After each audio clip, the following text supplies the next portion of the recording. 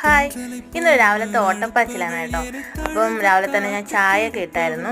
അത് കഴിഞ്ഞ് ഇത് ചിക്കൻ കറിയാണ്, ഓൾമോസ്റ്റ് റെഡി ആയിട്ടുണ്ട്. അത് കഴിഞ്ഞ് ഞാൻ അരി തിളപ്പിച്ച് വെച്ചിട്ടുണ്ട്.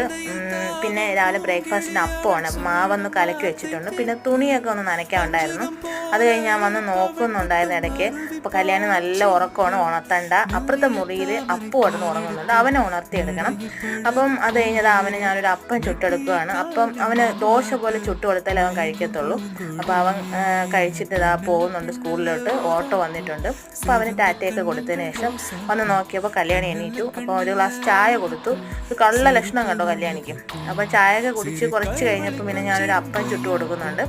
അപ്പോൾ അത് കഴിച്ചതിന് ശേഷം അംഗനവാടിയിൽ കൊണ്ടുവിടണം. ഇപ്പം പുതിയൊരു റൊട്ടീനാണ് കേട്ടോ എൻ്റെത്, അംഗനവാടി കൊണ്ടുവിടുന്നത്, വിളിക്കുന്നത്. ആൾ പോകുന്നുണ്ട്, കുഴപ്പമില്ല, വലിയ പിണക്കമൊന്നുമില്ല, ഗുഡ് ഗേളായിട്ട് പോകുന്നുണ്ട്. അപ്പോൾ ഇത്രയൊക്കെ ഉള്ളൂ രാവിലത്തെ റൊട്ടീൻ കേട്ടോ.